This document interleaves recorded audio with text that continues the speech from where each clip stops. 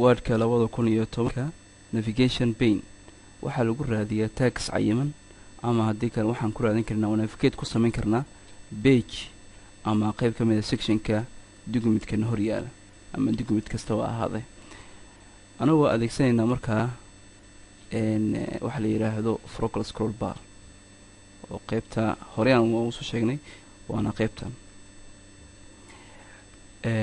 waxaad imika hor yaala document short document ah document yar oo aan laba safxadood ka badnayn focal scroll barka haddaan aadno wuxuu inoo sahlayaa in aan safxadeena kormeer kooban oo si sahlan aan ku samayn karno hadda imika sababtan ay tahay safxadda documentka hadda imika inta safxadood ay ka kooban tahay waa laba safxadood saan aragno waa laba safxadood marka saa darteeda scroll boxka oo aan iminka aan aragno kori hoos aan u wadno balse haddii ay noqoto documentka aan haysano mid safxadiisu ay badan tahay ay ka badan tahay laba safxadood ay macnihiisa safxado badan haddii ay tahay runtii awood kuma lahan xoog kuma lahan page down page up sababtuna ay tahay hadda iminka haddaan furno documentkeena kale oo 2-3ska ah waxay ka kooban tahay 24 safxadood ay ka kooban tahay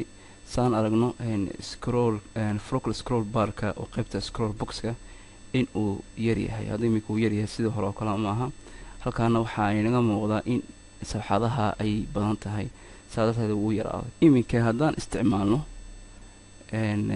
page down and page up pageka 12aad in case haddaan u baahdo waa inaan 12 jeer garaaca si aan u gaaro pageka 12aad 12 jeer waa inaan garaaca marka safxadaha badan oo dee documentka oo macnihii documentka safxadiisa ay badan tahay awood saas muuqda kuma lahan page upka and page downka haddaan iminka isticmaalo toolska navigationka ama navigation paneka safxadda aan rabo waxaan ku gaari karaa si dhaqsi ah xitaa haddii waxay iga caawin kartaa textka qoraalka anigoo adeegsanaya fine toolska oo markaa ay ka kooban tahay navigation paneka ayaan ku raadin karaa marka halka uu ku sugan yahay ereygaas si fudud baan u gaari karaa navigationka iyo maxaan ku dhahay findka waxaa la isku keenay hal meel wordka 2010 aan eegno dhowr wado ayaa lagu soo saari karaa navigationka halka koowaad meeshaan ka gali karno waa view tabka intaan riixo ayaa waxaan aadayaa qaybta groupka showga navigation paneka ayaan halkan sax saaraya meesha labaadna ay tahay homeka intaan homekan riixo groupka ayaan ka aadayaa editingka anagoo markaa riixaya findka kadibna advanced find anigoo riixaya waxaa kusoo baxaya box oo ku qoran tahay find replace iyo go to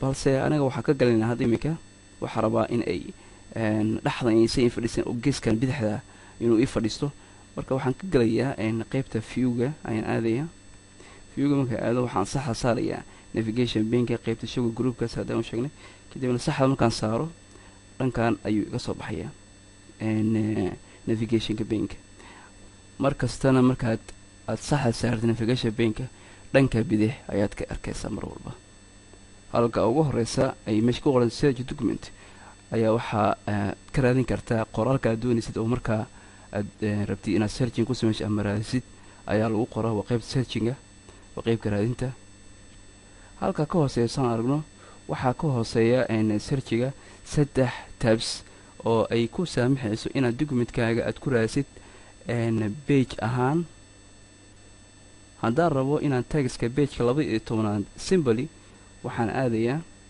inaan ku raadiyo as a page kadibna waxaan adeegsanaya scroll barka waan soo degayaa simply markaan soo dego 12 baan ku dhufanaya intaan 12 soo dhaafay 12ka si fudud baan ku heli karaa 12 waa kan 12ka marka by click on baan siinaya 12 pageka 12aad baa ii furmaya waxaan kaloo ku raadin karaa by hiding heading oo macnihi headline ahaan baan ku raadin karaa anigu qaybta headline-ka aan ka raadiyo by heading intaan galo heading baan ku raadin karaa sectionka ama headingka headyaasha oo dhan baa ii soo baxay canaawintii oo dhan by cinwaan ciwaan ahaan baan u raadin karaa. marka ciwaankii oo dhan baa ii soo baxaya. ciwaanka markaa rabo inaan raadiyo ama inaan akhriyo ayaan by click siinayaa, wuu ii furmaya. marka isagana by cinwaan ama by heading baan ku raadin karaa.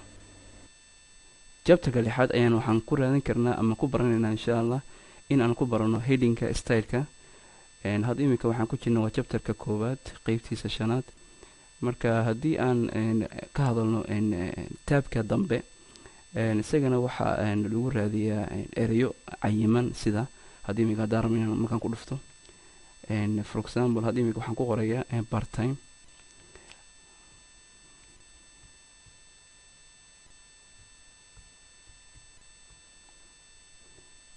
part time markaan qoro waxaa ii soo baxaya inta part time ay ku jirto oo dhan baa ii soo baxaysa. for example waxaan rabaa inaan helo, haddii iminka waxaan rabaa inaan helo part time employees and vacation time. haddaan raadino waa kan paid vacation time of regular part time employees. marka isaga haddaan ku dhufano waxaa ii soo baxaya markaa part timekii meeshii aan rabay inaan ka akhriyo paragraphka ama hadalka qoraalka meesha ku jiray. si simple by click baan ku gaaraya. haddaan eegno erey kale sida vacationka oo kale,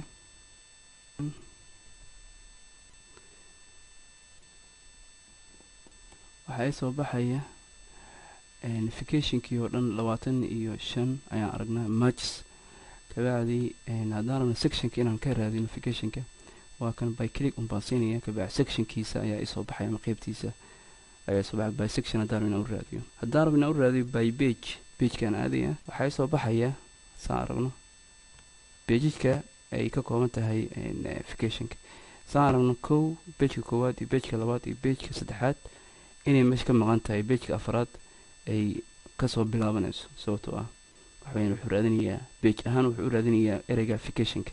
sababtoo markaa waxay isku xiran tahay. marka ereyga halkan ku qorisid iyo sida aad u raadinaysid way isku xiran yihiin. marka saan aragno vacationka inta page ay ka kooban tahay ayaa hadda iminka meeshaan hor yaal. pageka 4aad, pageka 5aad waa ka maqan yahay. pageka 6aad baa hadda iminka meeshaan ka aragnaa.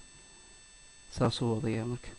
marka haddaan rabo meesha qeybta searchingka wax lagu raadiyo inaan ka masaxo, waxaa ku qoran just waxaan imaanayaa meesha x ku qoran tahay, waan ku dhufanayaa. kabacdi normally sidii hore uu ahaa ayuu usoo laabanaya. pagekii oo dhan way kusoo laabanayaan sidii ay u qornaayeen marka hore. pageka 1aad wuu soo laabtay, pageka 2aad, pageka 3aad saan aragno soo laabtay kullu. marka way soo laabanayaan wax oo dhan. sidoo kale waxaan ku raadin karaa object ahaan baan ku raadin karaa si aan qoraalada textka ugu raadiyo oo kale. hadda iminka haddaan rabo inaan object ku raadiyo tableka oo kale, waan ku dhufanaysaa. marka waxaa ku soo baxaya page ahaan waxaad ii soo baxay in ay jirto 2 safxadood 20 iyo 22 ay ka kooban tahay tableka. 20ka waa kan, tableka 22na waa kan. sababta object ahaan baan u raadiyay. sidaan aragno haddaan meeshaan aan ka raadino waad aragta qoraal ahaan meesha isu soo baxay. sababtoo ah waxa weyn object graphics ahaan bay u samaysan yihiin tablada. marka ima soo baxayo sababta wuxuu sidii qeybtii aan ka hadalnay illustrationka in ay waxa weeyaan waa sawiro. marka sawir ahaan buu u fadhiya tableka. hadda iminka waa table laakiin waa object. marka haddii aan ka eegno pageka wuu isoo baxaya, oo sababtoo labadii page uu ka koobnaa tableka wuu isoo baxay. sababtoo an waxaa doortay table ahaan baa on doortay find tables baan idhi. qeybta kale oo dee haddii aan ka raadin maxaan ku dhahay hidingka, micnihii waxay isoo baxaysa isagana labada meel ay ku jirto by hiding ay isoo baxaysa isagoo saaraya highlight. saaraya highlight baa inoo saaran. waa kana saan aragno. haddaan ku dhufano waa kana pagekii 20ka, kanna waa pagekii 20 iyo 2 weyaan. pagekii 20 iyo 2. marka saas ayay howsha ku socotaa. saas darteed marka waxaan ku raadin karnaa waxaan rabno anagoo meeshaan aan ka raadinayno. halkaan ka dooranaysaa graphics hada doonaysid, maxaan ku dhahay sawirada, photoska, waxoo dhan meeshaan ayaad ka raadinaysaa qaybta graphicska. markaad doonaysid inaad aad wax ka badishid optionkaad ka galaysaa. optionkaas ayaad waxaad damacsan tahay markaasayto ayaad ka raadinaysaa amaad ka bedeleysaa ama sax ka saaraysaa. haddaad rabtid inaad editing samaysid ama wax ka badishid ama reviews doonaysid inaad samaysid ay documentkaagan uu yahay mid baaxadiisa ay weyn tahay, sida ugu fudud waxa weeyaan navigation pane adigoo isticmaalaya, sababtuna ay tahay shaqada ayaa waxay ku noqonaysaa mid very easy ah.